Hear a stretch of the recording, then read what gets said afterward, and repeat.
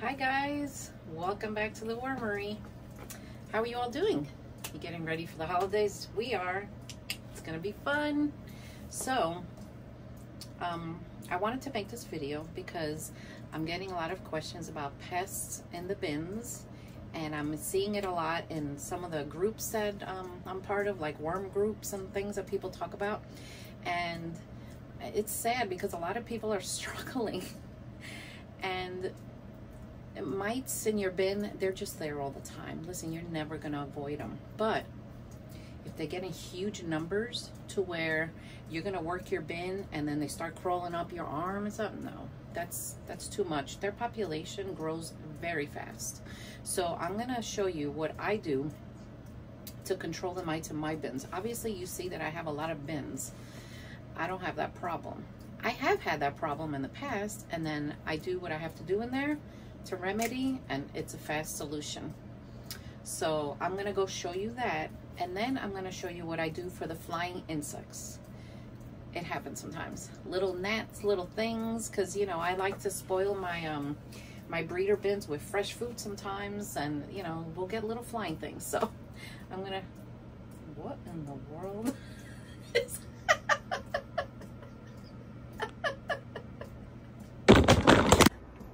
some of this stuff that happens to me. All right, I'll try again.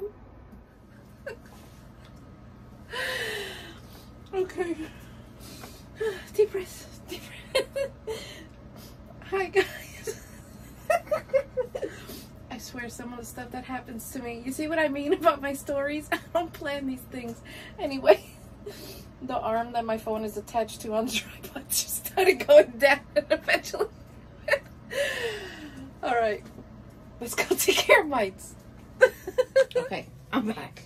I had my laughing fit and now I'm back. All right, so let's pretend I have a mite problem in this bin. I don't, but I'm gonna use it to demonstrate with the worms in it so you can see. Now this is a 1/4 pound of red wigglers, which are Acenia fetidas, and on the 23rd of December, they'd be here 3 weeks. So let's look at them first. So this is how I'll know if I have a problem. If I get this bin and there's like a lot of little things crawling everywhere like this, you see them everywhere, like it's like, oh my gosh, what is going on? So this is what I do. I take this. You can see, let me see. It's diatomaceous earth, food grade. See how it says food grade? It has to be food grade. If it's not food grade, you're gonna kill everybody in here, and we don't want that. So sometimes I put on gloves, sometimes I don't. This stuff, you should really have a mask on because it's a very, very fine powder, and the last thing you want is to breathe that in. So I'll take the paper, and I usually put it in a bucket, because you know that'll have mites too. And I look at the worms, and just to see, like I'll check on them, and they're okay, you know. But if I had that problem, there would be mites everywhere. So this is what I do. Let me get a mask. Okay, so I have my mask on. I take some of the diatomaceous earth. Let me back this up a little bit. Okay, I take some of it with my hand. And guys, this bag, I've had it for a long time. You see, it's very, very fine. So I take it and I sprinkle it on the surface. I don't mix it in because the wetness, if you mix it in, the wetness it'll disappear. Then I take this and I go like this. I just start rubbing it everywhere. Outside, all the edges, the wall. I coat the whole bin, outside, everywhere, even the shelf that they sit on. I just give it a good rub down, and I don't wet it anymore because the water will just, it like melts it, disappears. So I do that, right? Then I take the paper that was in here, because you know it's going to have mice on it, and I'll remove the plastic or whatever covering I have. And I also take the diatomaceous earth and I sprinkle it on top. I don't flip it over because underneath there's some. So I flip it on top, and then I take my plastic and I put it back, and the plastic gets doused also. This will take care of your mite problem. Within a few days, they disappear. And this diatomaceous earth food grade is not going to hurt your worms at all. And I've been doing this trick for, it's almost 21 years. And I've never had it fail on me. So give it a try. I know they sell this stuff on Amazon. I think that's where I got it. So that's how you take care of mites. Another way you can take care of mites is if you want to bait them out. I've done this too, but it's very time consuming and I don't want to wait because I don't want them to keep growing. You could take a piece of watermelon rind, place it on the surface of your bin. The mites will congregate to it within a day or two. And when you lift that up, it's going to be covered in mites. You take that, you can rinse it with hot water, and you can put the watermelon back. That also works, but that's going to take longer. And this will do it fast. But I know some people don't want to use this. I understand, it's your preference. But that's another way to bait them out. So I hope that helps. And, you know, if you have any more questions about it, just let me know. How much do I use measurement? I don't know. I just fill up my little palm and I just go at it.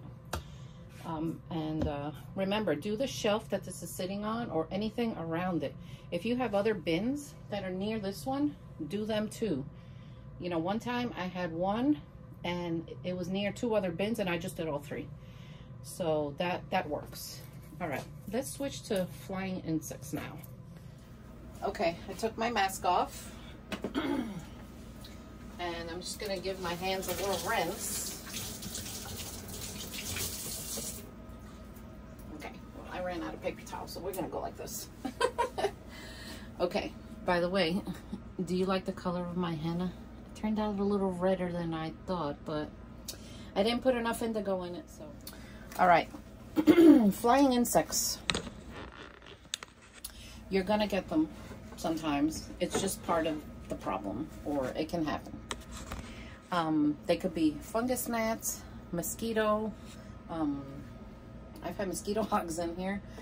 You could get those little things that come out of the bananas. I even had a fly one time get in here, and I got that before it did anything. So this is what I use. I use mosquito dunks.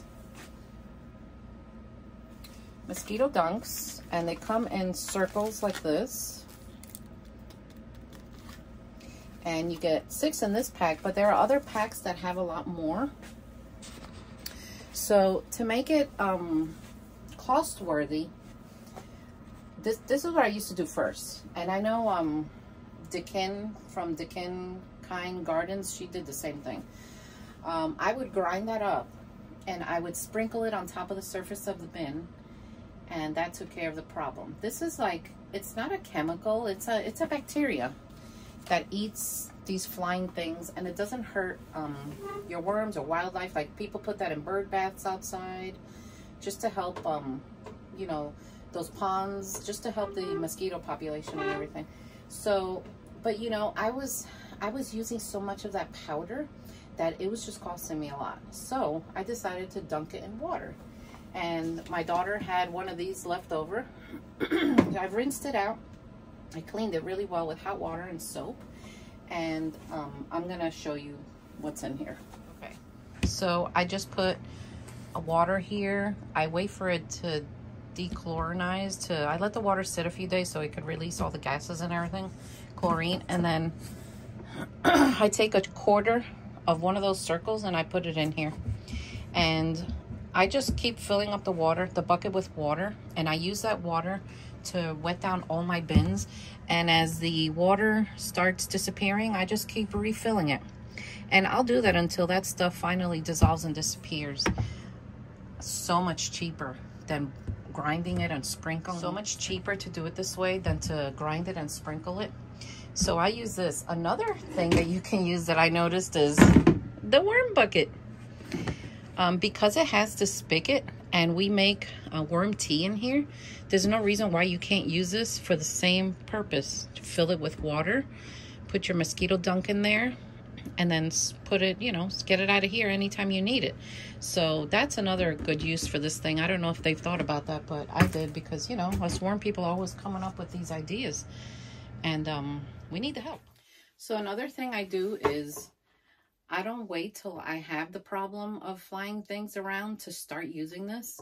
When I start creating new worm bins, and obviously my worm bin started growing, I just started using this on a regular basis.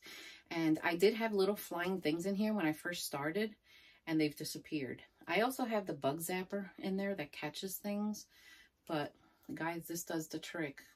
I'm telling you, it is worth it. You can get it on Amazon or any of the, you know, big box stores. So it's got to be. Now, this is the brand I use. I'm not sure if there are other brands, but since I've used this one, this is the one I will continue to use because I trust this one. So there it is. Flying insects. Bye-bye. And this is the third thing I have in here.